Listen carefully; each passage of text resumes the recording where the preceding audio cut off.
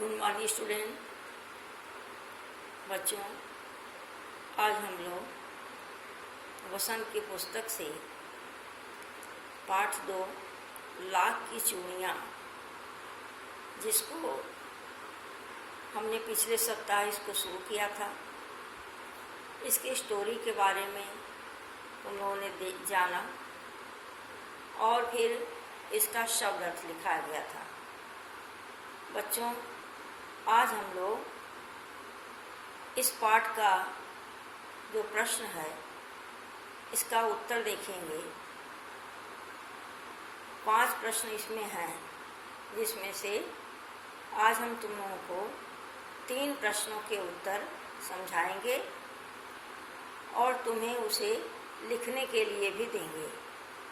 उसको फिर तुम लोग सुंदर राइटिंग में बिना अशुद्धि के, क्योंकि हमारा लिखा हुआ ही जाएगा फोटो कॉपी, तो एकदम देख कर बेटा ध्यान से प्रेम से लिखना। हम चाहते हैं तुम्हारी कॉपी में कहीं भी अशुद्धियों के लिए अंडरलाइन ना लगे। अच्छे बच्चों की कॉपी में सिर्फ सिग्नेचर होता है टीचर का, रेड नहीं लगता कि यह शब्द अशुद्ध है। तो चलो बच्चों शुरू करते हैं अपना वर्क। तो जैसा अभी उन्होंने बताया कि लाख की चूड़ियाँ, जो पाठ हम लोगों ने पढ़ा, सब लोग के पास बुक है तो देखो कि लाख की चूड़ियों की क्या स्टोरी थी। लाख की चूड़ियाँ जो पाठ है उसकी क्या स्टोरी है। उसमें यही स्टोरी थी बच्चों कि बदलू नाम का मनिहार जो एक गांव में रहता था, लेखक ने जैसा लिखा है, तो लेखक ने ही उसके व्यक्तित्व के बारे में लिखा है। और लेखक के मामा के गांव में वो रहता था, जहाँ लेखक के मामा का गांव था वहाँ वो रहता था, और वह चूड़ियाँ बनाने का काम करता था। तो लेखक ने इसमें बताया है कि मैं जब छोटा था तो मैं मामा के यहाँ जाता था, तो बल्लू मनिहार जो चूड़ियाँ बनाने का काम करता था, लाख की चूड़ियाँ, लाख को गलाकर उसकी चूड़ियाँ बनाता था, तो वह मुझे देखकर बड़ा अच्छा लगता था। जब वह लाख को गलाता और चूड़ियों को सांचे में ढालता तो मुझे बहुत अच्छा लगता था। तो मैं बहुत देर तक उसके पास बैठा रहता। वह मुझे भी बहुत प्यार करता था। लेखक ने लिखा है कि कुछ समय बाद मेरे पिता का ट्रांसफ़र हो गया, हम दूसरे शहर चले गए, जिसके कारण मामा के घर 10-12 साल तक जाना नहीं हुआ। तो मैं बहुत समय के बाद जब वहाँ गया तो मुझे याद आया कि इस गांव में एक बदलू मनिहार नाम का व्यक्ति रहता था। एक घटना हुई कि उनके मामा की लड़की आंगन में फिसल कर गिर गई बारिश के समय में, तो उसने जो चूड़ी पहन रखी थी वो कलाई में धंस गई, तो खून बहने लगा। तो लेखक ने लिखा कि मैंने ही मरहम पट्टी उसकी किया। तो मुझे उसकी याद आ गई जो लाख की चूड़ियाँ बनाता था बदलू मनिहार की। तो उनके मन में आया कि उससे मिलना चाहिए, देखिए वो व्यक्ति है भी या नहीं, और कैसी परिस्थिति हुई होगी उनकी का, क्योंकि काफ़ी समय हो गया और लेखक बहुत उसको प्यार करता था। लेखक बहुत मन से उसको मानते थे। बच्चे छोटे से थे ना, तो उसके पास आना जाना रहता था, और बदलू भी उन्हें बहुत मानता था। जैसा तुमने पढ़ा है कि उनको खाने होने की भी चीज़ें देता था, तो बहुत ही खातिर करता था लेखक ही। तो लेखक जाता है उनके घर, तो देखता है कि बदलू बीमार सा लग रहा है, और जो कुछ भी चूड़ियाँ बनाने का सामान था वो कुछ भी नहीं दिख रहा है, ना उनकी भट्ठी दिख रही है, ना सामान दिख रहा है। और बदलू की स्थिति बड़ी दयनीय हो गई है। चारपाई पर लेटा हुआ बदलू दुबला पतला, और उसको खांसी भी आ रही है। तो उन्होंने पूछना शुरू किया कि ये सब क्या हो गया, ना आपकी भट्ठी दिख रही है, ना आप इस तरह से अस्वस्थ बने, ना चूड़ियाँ बना रहे हैं।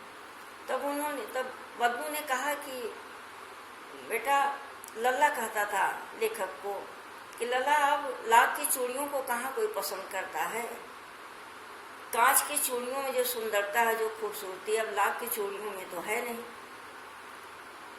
तो जिस तरह से बदलू ने लेखक से बात किया तो जो अंदर की उनकी व्यथा थी वह लेखक से छिपी नहीं रही। उसके अंदर की यही पीड़ा थी कि हम लोगों का काम धंधा बंद हो गया, हम लोग बेरोजगार हो गए और आर्थिक स्थिति खराब हो गई।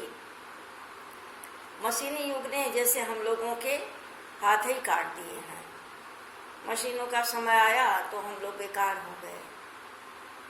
इसी से संबंधित ये पाठ है।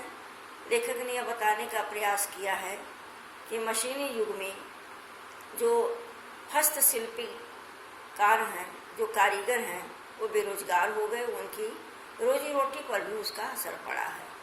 ठीक है बच्चों, तो इस पाठ में जो कुछ प्रश्न है इसको हम लोग देखते हैं। सब लोग अपनी बुक खोल लो और सबसे पहला प्रश्न है, बचपन में लेखक अपने मामा के गांव चाव से क्यों जाता था और बदलू को बदलू मामा न कहकर बदलू काका क्यों कहता था? ये हमने पढ़ा है। बचपन में लेखक अपने मामा के गांव चाव से, चाव माने रुचि से, इसलिए जाता था कि वहाँ बदलू जो मनिहार था, जब वो उसके पास जाता था तो लाख को गलाकर छोटी छोटी और रंग बिरंगी गोलियां बना कर लेखक को देता था। तो छोटा सा बच्चा था तो उसे बहुत अच्छा लगता था वो छोटी छोटी गोलियां। जैसा बच्चों को गोलियां बहुत पसंद होती हैं, तो लेखक को भी बदलू मनिहार से छोटी छोटी लाख की गोलियां मिलती थी तो उसे अच्छा लगता था, इसलिए वो बड़े प्रेम से जाता था, बहुत रुचि लेकर जाता था। वो मामा के गांव इसलिए जाता था कि बदलू मनिहार से हमारी मुलाकात होगी और हमें फिर गोलियां मिलेंगी। आगे प्रश्न है बेटा, बदलू को बदलू मामा न कहकर बदलू काका क्यों कहता था? क्योंकि लेखक छोटा था तो छोटे बच्चे जो सुनते हैं वही बोलते हैं। तो गांव के सारे बच्चे बदलू को काका कहकर बुलाते थे, तो लेखक भी उन्हें मामा ना कहकर बदलू काका ही कहता था। बदलू उसके मामा के गांव का था, मामा का रिश्ता उससे बनता था, मामा कहना चाहिए, लेकिन गांव के सारे बच्चे उसको बदलू काका कहते थे तो वह भी उनको काका कहता था। ठीक है बच्चों, तो पहले प्रश्न का उत्तर समझ में आया। बचपन में लेखक अपने मामा के गांव रुचि लेकर इसलिए जाता था, बड़े उत्साह से जाता था कि बदलू मनिहार उसे प्यारी प्यारी रंग बिरंगी लाख की गोलियां देता था, जिसे वो बहुत अच्छा लगता था, इसलिए वह जाता था।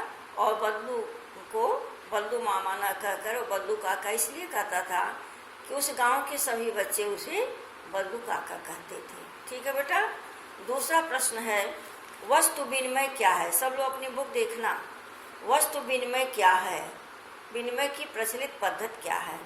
वस्तु विनिमय का अर्थ होता है बेटा कि एक वस्तु लेकर दूसरी वस्तु देना, वस्तुओं का आदान प्रदान करना ही वस्तु विनिमय है। वस्तु विनिमय का क्या अर्थ है कि एक वस्तु लेने के लिए दूसरी वस्तु दी जाती है। जैसे ये प्रथा बहुत पहले थी और अभी भी गांव में है कि लोग अनाज देकर सब्जियां या फल खरीदते हैं, इसी को वस्तु विनिमय कहा जाता है। वस्तु विनिमय क्या है? वस्तु विनिमय एक वस्तु लेना और दूसरी वस्तु देना, यह व्यापार की पद्धति है। आज भी प्रचलित है, लेकिन आजकल वर्तमान समय में मुद्रा का समय हो गया है कि रुपए देकर वस्तु लेना देना करते हैं। ठीक है बच्चों, तो वस्तु विनिमय क्या है? वस्तु विनिमय एक वस्तु के बदले दूसरी वस्तु देना, एक वस्तु लेकर दूसरी वस्तु देना। और आजकल मुद्रा का समय हो गया है तो रुपयों से लेना देना होता है। रुपया देकर वस्तु खरीदते हैं, रुपया लेकर वस्तु को बेचते हैं। ठीक है।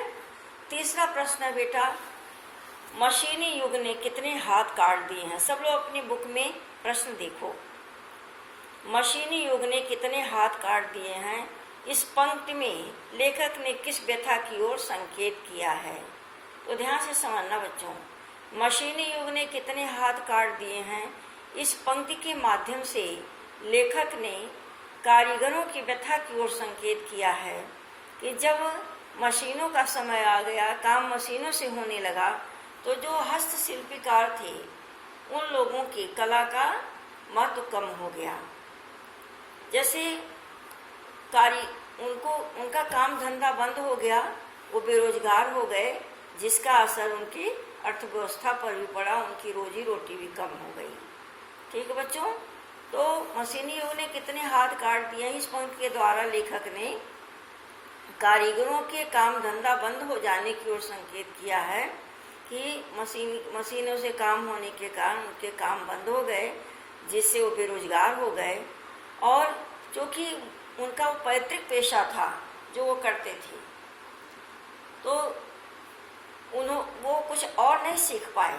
अपनी पैतृक पेशा से ही वही उनका व्यवसाय था, वही उनका काम धंधा था, जिससे उनकी रोजी रोटी चलती थी। तो जब मशीनों से काम होने लगे तो उनको कौन पूछेगा। कारीगरों का महत्व कम हो गया, उनका काम धंधा बंद हो गया और बेरोजगार हो गए, तो उनकी आर्थिक स्थिति बिल्कुल दयनीय हो गई। तो इस पंक्ति के द्वारा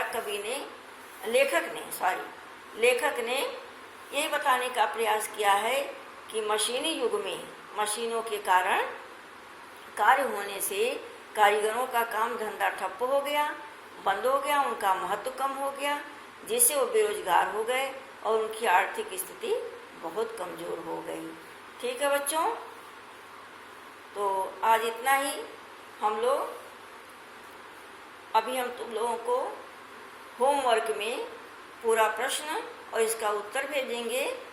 इसको अपनी कॉपी पर बड़े ही सुंदर ढंग से शुद्धतापूर्वक इसको करना बेटा, और हमें दिखाना। ठीक है, और प्रश्नों के उत्तर कल हम लोग समझेंगे। हमें पूरा विश्वास है कि जो कुछ हमने समझाया वो तुम्हें समझ में आया होगा। ठीक है, थैंक यू स्टूडेंट।